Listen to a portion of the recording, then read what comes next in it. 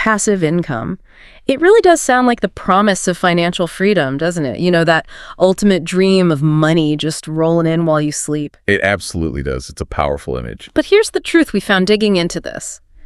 Most common beliefs about how to get there are, well, they're actually pretty expensive myths. Mm-hmm. Dangerous ones even. So today we're diving deep to bust the top 5 that honestly can cost you real money if you chase them without knowing the full picture for, say, 2025. Exactly. This deep dive is really about providing that necessary clarification, that reality check on what actually works now. Because the term passive, it's just so widely misunderstood. Yeah, it feels like the definition itself has shifted. It has. We need to focus much more on structure, the systems behind it, not just blind optimism. Okay, let's unpack this then, starting with myth 1. This pervasive idea that passive income means like zero effort, none at all. Right. The set it up once and walk away fantasy. Exactly. I see people promoting income streams like that all the time. But if it needs significant upfront work, is it really passive? Or is it just, I don't know, a job with heavily deferred pay? That distinction feels pretty crucial.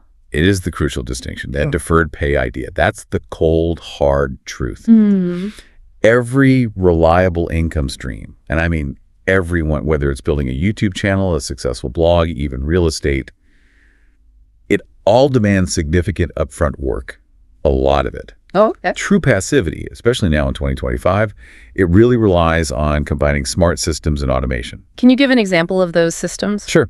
Think specific tools, maybe like using AI-driven customer service bots for handling basic queries, or implementing advanced scheduling tools so your content goes out across platforms automatically. That's the engine. That's what makes it more hands-off later on. Right. The systems do the heavy lifting eventually. So if the creation takes immense effort, what about the maintenance, especially for investment? Ah, good point. That brings us nicely to myth 2. Invest once, earn forever. That really stubborn, set it and forget it mindset.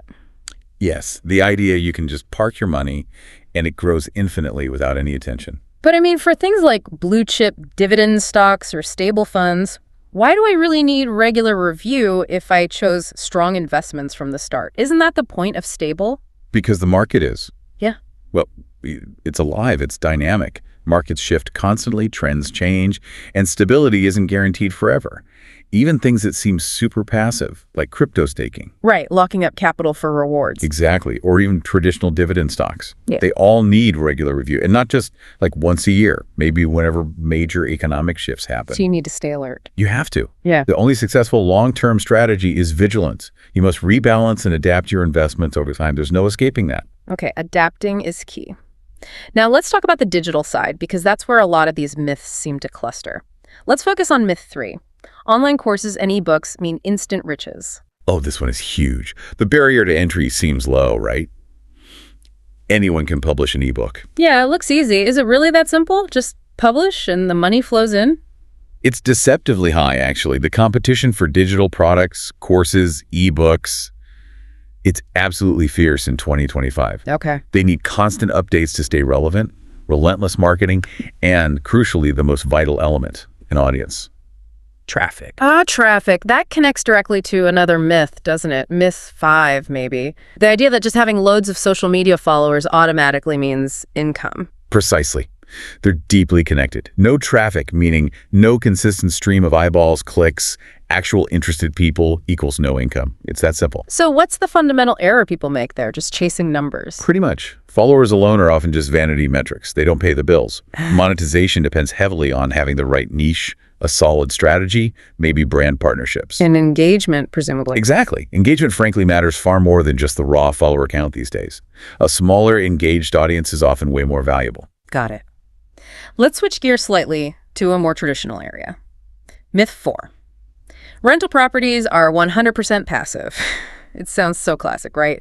Buy a building, collect rent. Simple. Sounds simple, yes. But in reality, tenants, maintenance emergencies that always happen at 3 a.m., unexpected roof repairs, managing complex taxes, it can absolutely drain your time. So it becomes another job? Often a very demanding second job. If you want real passivity in property, you need to explore smarter options. Using professional property managers is one way. Takes a cut, but saves your sanity. Exactly. Or investing strategically in REITs, real estate investment trusts. That separates you entirely from the day-to-day operational drag. Okay, so we've busted quite a few myths here. If all these expensive ideas are out, what should people be focusing on? What actually works now in 2025? Right, let's synthesize. If we connect all the dots from what we've discussed, the sources really point towards 4, let's say, robust pillars for success. Okay, what are they? First, digital products, yes, but specifically those that include regular updates. You have to maintain relevance. Keep them fresh. Makes sense. Second, content creation like YouTube, blogs, podcasts, but crucially coupled with automation tools. Ah, that link again.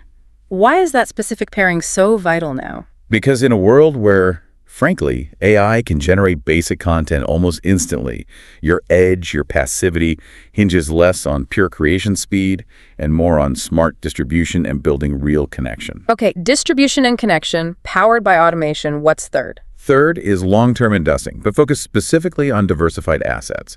Think ETFs, index funds, and those REITs we mentioned, spreading the risk. Diversification, the classic advice. And the final pillar, you mentioned connection. Yes, the foundational human element. The essential fourth pillar is building trust and community. Forget just chasing those easily manipulated vanity metrics.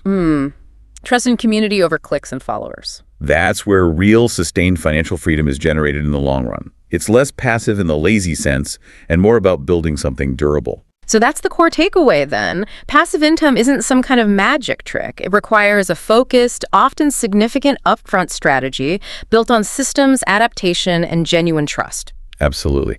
And perhaps that raises an important final thought, a question for you listening. Is your current effort focused on building those robust systems, the long-term structures, the community? Or are you perhaps still pouring most of your time only into that initial, maybe temporary creation phase? Something to consider.